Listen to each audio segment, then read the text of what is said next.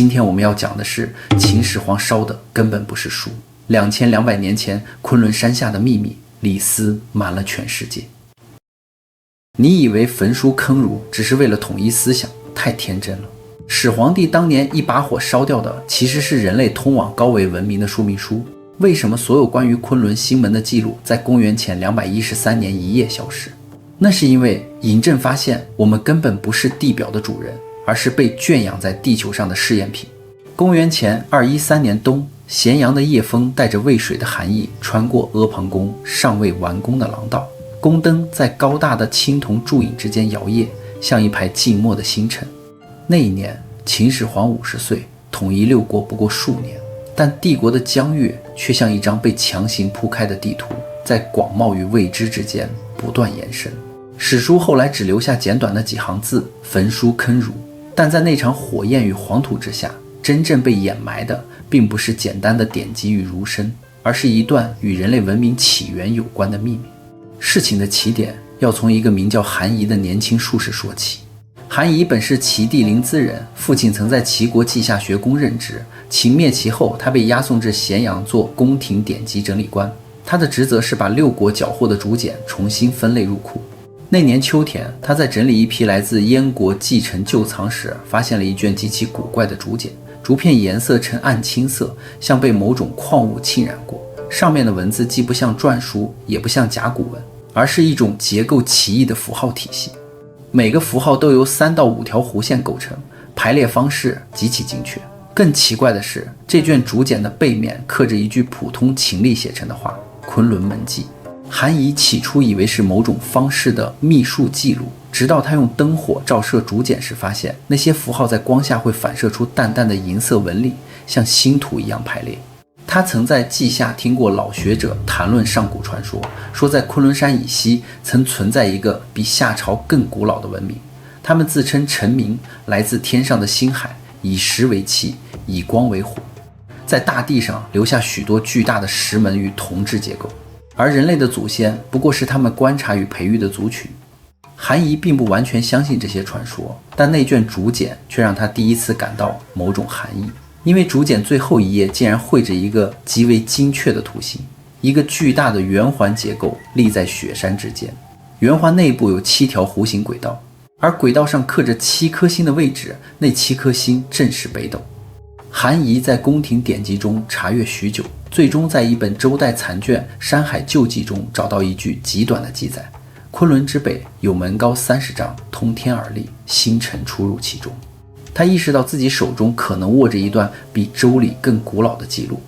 几天后，他被召入咸阳宫，因为丞相李斯听闻宫中有人发现异常竹简。李斯那一年已经年过60，目光锐利而沉稳。他把竹简翻看许久，沉默良久后，只问了一句：“此物你可曾给他人看过？”韩仪摇头。李斯命人把竹简收走，却没有处置韩仪，只让他继续整理典籍。那天夜里，韩仪被秘密带到宫城最深处的一座青铜门前，那里是秦帝国的藏心阁，只有极少数方士与史官能进入。门后是一间极高的石室，墙壁上镶嵌着整块青铜板，青铜板上刻满星图。石室中央站着3个人，其中一个正是嬴政本人。始皇帝并不像传说中那样狂怒或威严，他只是安静地站在那里，像在思考一件极其遥远的事情。他看了韩仪一眼，示意李斯把竹简铺在石案上，然后问：“你可知焚书为何？”韩仪不敢回答，嬴政却自己说了下去：“天下书多，真假难辨，若不去其伪，人心不可疑。”说到这里，他停了一下，又补了一句：“但有些书不是因为伪，而是因为太真。”随后李斯命人抬出另一件东西，一块青黑色的石板，上面刻着与竹简完全相同的符号。李斯说，这块石板是在3年前从河西走廊一座古墓中发现的，墓葬年代至少在夏之前，而石板材质并非普通岩石，而是一种含有极高镍铁比例的陨石合金。宫廷方士推测那是来自天外的物质。更惊人的事情发生在那之后，石板在月光下会发出极弱的蓝光，而蓝光照射在星图上时，会自动对应北斗七星的轨迹。嬴政低声说，若这些符号是记录星门之法，那它便不是凡人所留。韩仪这才意识到，这卷竹简并不是燕国藏书，而是更古老文明留下的技术记录。接下来几个月，他被留在藏辛阁参与解读这些符号。通过对比，他们逐渐发现竹简其实是一份路线图，指向昆仑山西侧的一处巨大遗迹。更令人震惊的是，竹简中还提到一种装置——星桥。描述中说，那是一种利用地磁与星体位置开启的圆环结构，可以在特定时间形成一道短暂的通道。方士们认为那可能是古代神话中所谓天门，而李斯却很快意识到问题所在。如果这种技术真的存在，那意味着在远古时代曾有一个掌握星际航行能力的文明，而他们可能与人类历史有过接触。若这件事被天下诸子百家得知，必然会引发巨大的思想动荡，因为那将彻底推翻天命与理智的解释体系。于是，一场表面上针对儒生的政治行动，实际上开始围绕这项秘密展开。公元前213年春，咸阳宫下达诏令，除秦国法家典籍与农业医药书外，其余诸子百家之书一律上缴焚毁，史官记为焚书。真实原因却是，任何涉及上古星门、昆仑神迹、天外来者的文献都必须消失。那年夏天，韩仪随一支秘密队伍前往西域，他们的队伍只有30人，由蒙恬的部将蒙拓率领，同行的还有3名方士与一位名叫赵池的天文官。他们从临洮出发，沿着祁连山南路进入无人区。7月15的夜晚，他们抵达一片奇异的谷地，那里四周都是高达数百丈的雪峰，而谷地中央立着一座巨大的石环，高约20丈，表面布满古老刻痕。赵池用星盘对照北斗的位置后确认，这正是竹简所绘之门。石环周围还有7块黑色石柱，排列方式与北斗完全一致。韩仪把竹简中的符号重新排列后发现，那其实是一种类似密码的星位序列。按照序列点燃7柱上的火盆后，石环内部开始出现淡淡的光雾。那一刻，所有人都沉默了，因为他们看见光雾中出现了极远的星空景象。那不是地球的天空，而是一片陌生的星域。赵池激动地说：“此乃天外。”然而就在光雾逐渐稳定之时，石环突然震动起来，一阵低沉的嗡鸣从地下传出，像某种巨大的机械重新启动。光雾中隐约出现一个巨大的影子轮廓，那轮廓不像人类，更像一种身形高大的生命体。蒙拓立刻下令熄火，石环的光芒瞬间消失，谷地重新陷入黑暗。回到咸阳后，嬴政听完报告，沉默很久，最后他说了一句话：“此门若开，人心必乱。”于是第2年的春天，咸阳城外发生了史书中的另一件事——坑儒。被处死的400余人中，真正被处理的并非普通儒生，而是一批研究过这些上古资料的术士与学者。他们之中有人主张公开星门秘密，认为人类应当追溯文明起源。李斯认为那会动摇帝国根基，于是所有相关文献被集中焚毁，而韩仪被秘密送往岭南，再也没有回到咸阳。很多年后，当汉朝的史官整理秦代旧档时，只留下简单的一句话：焚诗书，坑术士。而昆仑山中的那座石环仍然静静立在雪谷之中。直到21世纪初，一支地质考察队在昆仑无人区拍到一组奇怪的卫星图像，图像中隐约可以看到7个圆形阴影围绕一座巨大的环状结构，排列方式恰好与北斗相同。没有人知道那是不是巧合，也没有人能证明那就是2000多年前秦帝国试图隐藏的东西。但如果某一天，当北斗再次排列成竹简中记载的角度，那座石环或许会再次亮起，而那时人类也许才会真正理解为什么2000年前的焚书之火会烧得如此彻底。韩仪在岭南的密林深处度过了余生，那里的湿气和瘴气逐渐侵蚀了他的指关节，使他再也无法握紧刻刀，但他脑海中那抹幽微的蓝光却从未熄灭，反而随着岁月的流逝愈发清晰。公元前212年，当他在押送下穿过五岭的迷雾时，遥远的咸阳正陷入一场无声的震荡。始皇帝嬴政站在咸阳宫的露台上，望着西北方向深邃的星空。身后的李斯低声汇报着坑儒的具体进展。那不仅仅是一场对学说思想的清洗，更是一场对禁忌知识的物理抹除。460名术士和学者被推入深坑，铁锹翻动黄土的声音掩盖了他们最后的辩解。其中大部分人甚至不知道自己因何而死，只有少数如韩仪这般触碰过核心秘密的人才明白那些被投入火堆的简牍中记录着足以颠覆皇权合法性的宇宙真相。大秦的律法严苛如铁网，试图将这种超验的恐惧锁在厚重的历史尘埃之下。赵驰在回程的途中死于一场意外的金马，蒙拓则被调往长城前线，在与匈奴的厮杀中带走了那个雪谷的秘密。所有参与过昆仑远征的兵卒都被编入了修筑阿房宫的死囚营，他们的名字在繁重的劳役和鞭挞中迅速磨灭，好像那场通往天外的远征从未发生过。然而韩仪在岭南的草屋中，凭借着惊人的记忆力，在无数个失眠的夜晚，用石块在潮湿的地板上反复勾勒那个圆环的结构。他发现竹简上那些弧线符号不仅仅是坐标，更是一种共振频率的记录。那种被称为星桥的装置，其核心原理似乎是利用昆仑山脉特殊的磁场矿脉与特定季节的星光形成某种高维度的坍缩。他想起在雪谷的那一刻，当光雾稳定时，他看到的不仅是陌生的星域，更看到了一种近乎透明的由几何线条构成的建筑区。那些建筑悬浮在暗红色的气态巨行星环带之间，巨大的阴影在流动的星云中穿梭。那绝非神话中的仙境，而是一座冰冷、精确且超越了人类理解能力的星际驿站。他意识到，所谓的天命在那些生命体眼中，或许只是微不足道的生物演化观测。而秦始皇之所以恐惧，是因为这位笃信受命于天的帝王在那一刻发现，他所统治的万民乃至他引以为傲的帝国，在广袤的星海尺度下，不过是显微镜下的一粒微尘。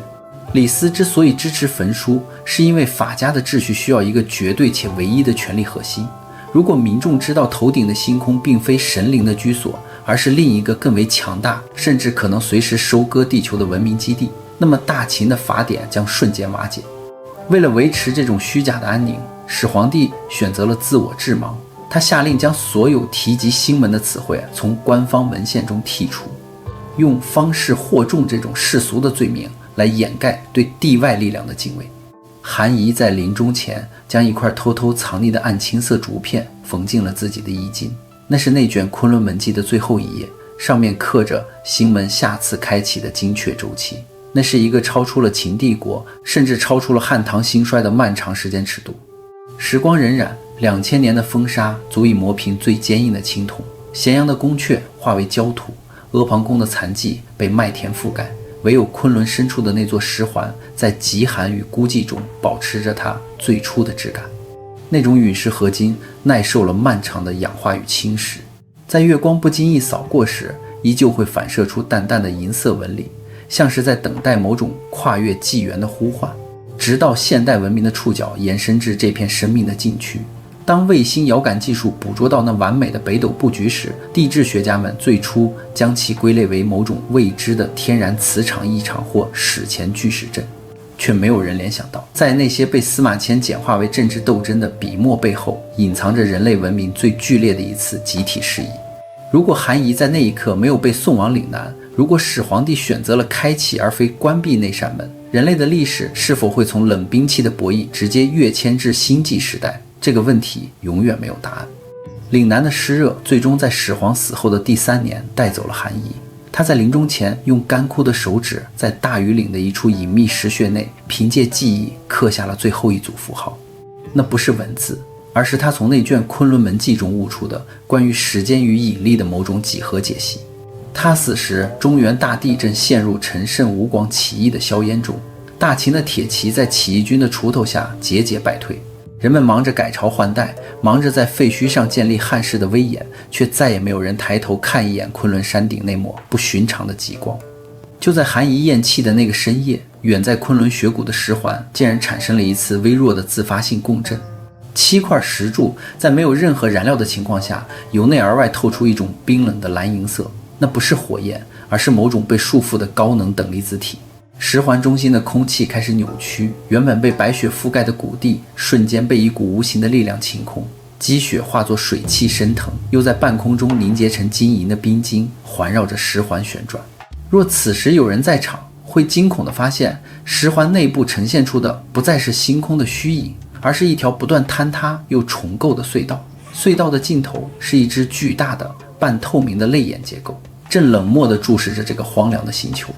那种注视持续了不到1刻钟，随着地脉磁场的一次细微波动，十环重归死寂。与此同时，远在咸阳的秦始皇陵地宫内，那条由水银汇聚而成的百川大海突然掀起了波澜。一颗被方士们秘密放置的、采集自昆仑十环碎片的镇魂石发出了凄厉的震鸣。守护地宫的最后几名兵马俑匠人在这股震频中瞬间七孔流血而亡，他们的魂魄似乎被某种维度之外的力量瞬间抽离。李斯在临行前曾产生过幻觉，他看见那些被焚毁的简牍在虚空中重新聚拢，化作一头由文字组成的巨兽，将整个大秦帝国吞噬。他终于明白，始皇帝试图掩盖的不仅仅是一个古老文明的存在，而是一个残酷的真相。人类文明不过是某种更高阶文明在大地上遗留的试验品，而那些所谓的诸子百家其实是实验过程中产生的思维变异。焚书坑儒本质上是这场实验的清零与重置。时光流转2000年，西汉的张骞出使西域时，曾在寻找河源的过程中迷失在昆仑边缘。他在当地土著口中听闻过会发光的石磨盘的传说，但他将其视作荒诞的怪谈，匆匆写入密陈汉武帝的奏折后便再无音讯。唐代的方士们曾在炼丹余匣推演过星图，却发现北斗七星的排列在某些特定年份会呈现出一种违反天象逻辑的巨手态。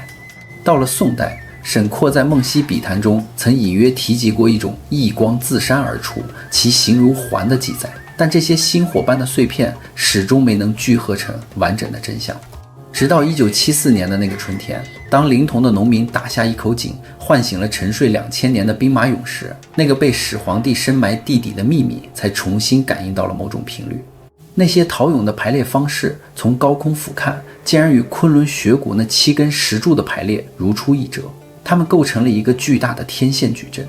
21世纪初，一支在卫星图上发现异常的地质考察队，在深入雪谷后，不仅拍到了十环，还在十环基座下的冻土层中挖掘出了一枚由于极寒而保存完好的暗青色竹简碎片。碎片上仅存3个符号，经过超级计算机的破译，那竟然是某种量子位态的数学公式。考察队的首席科学家在对比了韩仪留下的那句星辰出入其中后，惊觉这不仅仅是一座门，更是一座设定了自动开启程序的闹钟。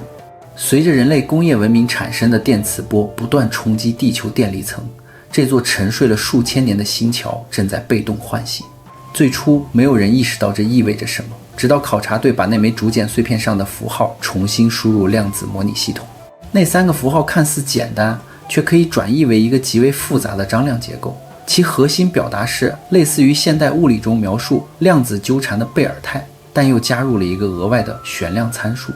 负责解析的理论物理学家陈之远在会议记录中写下了一句后来被反复引用的话：如果把爱因斯坦罗森桥理解为一种连接2处时空的虫洞，那么这个符号表达的可能是如何让虫洞稳定存在的方法。换句话说，秦代竹简上的符号很可能是一种极其古老的稳定虫洞算法。简单的说，这座十环可能是一台巨大的量子设备，它利用地球的磁场作为能量源，并通过北斗七星的位置变化来调节自身的相位。北斗在古代被称为天之枢机，而在现代物理学的视角下，它恰好可以作为一种天然的时空坐标参考系。于是一个越来越大胆的推论逐渐成型，所谓星门并不是单纯的空间通道，而是一种依赖天体引力与地磁场同步校准的量子共振装置。当北斗七星运行到特定角度时，地球引力场的细微变化会与十环内部的晶格结构形成共振，从而在局部时空中打开一条稳定的爱因斯坦罗森桥。这个理论最初听起来像科幻小说，于是有人提出了另一个更大胆的假设：星门并不是人类制造的装置，而是某个远古文明留下的设备。人类只是在漫长历史中不断尝试理解并利用它。秦始皇或许并不知道虫洞与量子纠缠这些现代术语，但他显然意识到那座十环意味着什么。如果那道门真的能打开，那么从门另一端进入地球的力量将远远超出当时任何国家能够理解的范围。正因为如此，他才选择用焚书与坑儒的方式，把所有关于星门的知识彻底封存。历史学家后来发现，在焚书诏令中被特别列为禁书的，并不只是儒家典籍，还包括大量天文与方术文献，其中很多都涉及昆仑与北斗的关系。看似荒谬的决策，实际上可能是一场规模巨大的信息封锁。没有人知道门的另一端是什么，也没有人能确定秦代的秘密是否只是误解。有人认为所谓园丁不过是韩仪临终时的幻觉，是古人对未知技术的恐惧想象，也有人认为那可能是某种高等文明留下的自动化系统，用来定期清理实验环境。而无论哪种解释都无法否认一个事实，2000年前的大秦帝国确实发现过某种远超当时技术水平的装置，并试图把它隐藏在历史的灰烬中。现在当北斗再次运行到那个角度，当十环再次亮起，人类终于站在了同一个问题面前。如果那道门真的打开，人类看到的究竟会是什么？是来自远方星系的访客，还是一次跨越2000年的技术回声？没有人能确认答案。唯一可以确定的是，2000年前韩仪在泥地里写下的那个桃字，此刻好像重新浮现在历史的阴影之中。只是这一次，人类或许已经没有地方可逃。大家觉得呢？好了，故事宇哥就讲完了，别忘了订阅关注宇哥的账号，看后续更多精彩内容哦。